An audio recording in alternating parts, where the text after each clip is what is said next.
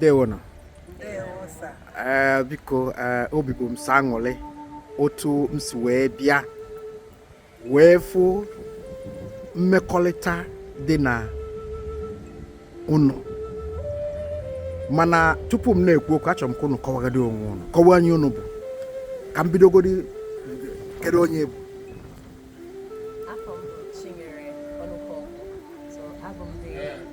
wife to the second child of Mrs. Eke. Kedu onye bụ? Lolo Ebere Onukok. Our first son, ya Osando Onukok. Lolo, dalo. Nnoma biko. Kedu ndị ya bụ to you? Sorry. How wunye ụmụ. Bulukwa ụmụ gị? Bulukwa ụmụ m. Dalo. Biko afụrụ mmekọrịta dị n'ime ụnụ, afụrụ m obi ụtọ dị n'ime ụnụ, afụrụ m ka unu si na-amụli.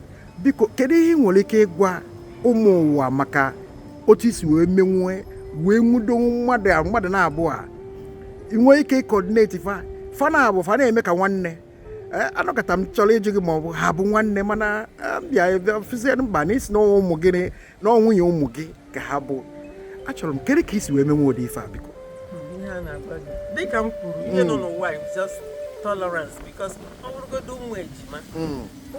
they are not the same unless not very identical twins so it's question of ịgaghị nọ ịnọrọ gị na-agụ onye a mem ka o mekwe m ka o mem ka di ya emekwe m ka mem ka no just take things as you see it can you solve you go and sit down and solve your problem eburukwele problem gị family problem gaga kọrọ ndị nwe gị ebukwele iburu ga ozi you've spoiled everything because every time ha gana do a low time keep your problems to yourself that's all my own Gaza solve your problem agala nena no or anybody you think very hard thank you yeah dalo biko kedu ndụmọdụ nwere ike ịdọ ụmụ nwanyị anụtala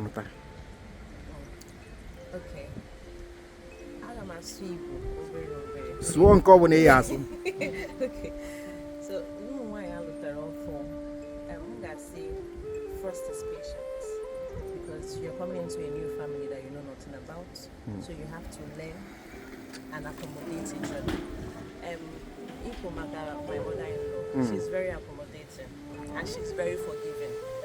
On a coffee or say so. That's one thing I learned about her.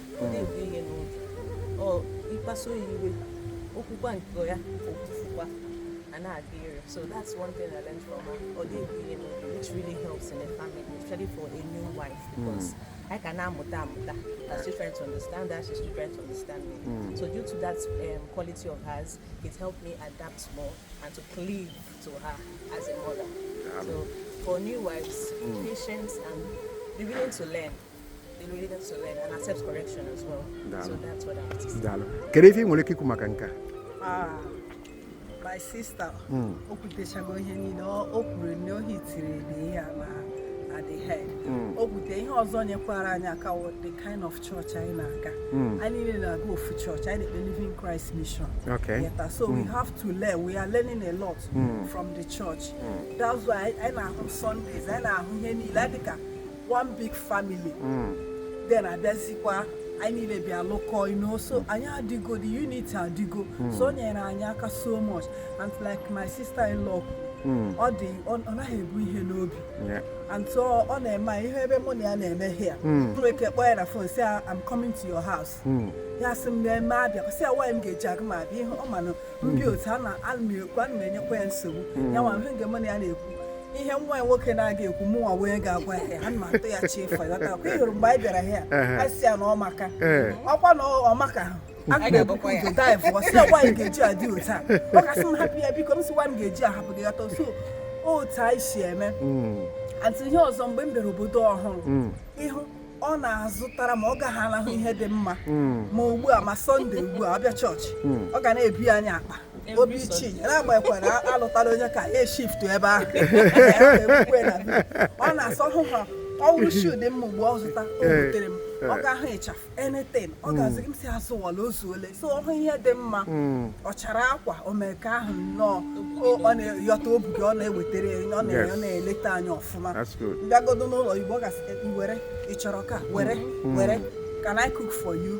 You know the mma gasị ya mba inyewala m ihe ọtago so dị so a good mother-in-law ịghọtara ọ na-ebu ihe n'obi ịghọtara ọ dị accommodating so ọ ihe anyị nwere ike daalụnụ ndewonụ biko kedu ndụmọdụ unu ga-adụ the young ụmụaka anyị na-amụ n'obodo a the youths anyị na-amụ n'obodo a kedu ndụmọdụ unu ga-adụ quickly please ọ dị very important na ndị a na-amụ n'obodo a everything awụghị ego ihe niile awụghị get ego ị ga-amụta discipline dị mma in a family na-aga chọrọ ịga be di don't look at money is important actually but when you are hard working ọ ihe ị ga na-arụ ihe ga na-eme gị nwa nwaanyị nwaanyị na-ebuild a family ịghọtara iwu nwoke ụmụ nwoke na-eshi ike but at least iwu nwaanyị bịara ịbịago na be mmadụ ị bịara inyere onye ahụ aka yeta don hide ị na-ahụ ụfọdụ ndị dịtọ ha bịara n'obodo a ha ga-achọ imechidi ha ike so that ha ga-adị nchaji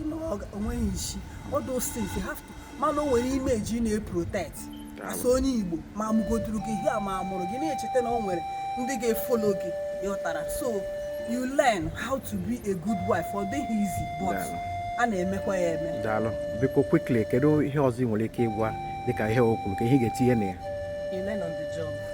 That's just the conclusion. You learn on the job. Don't rush into marriage. One, put God first, pray about it. When you find you're the right person, patience is a virtue. You learn on the job, you learn every day. Marriage is unending constitution. You learn every day. And the constitution changes day by day.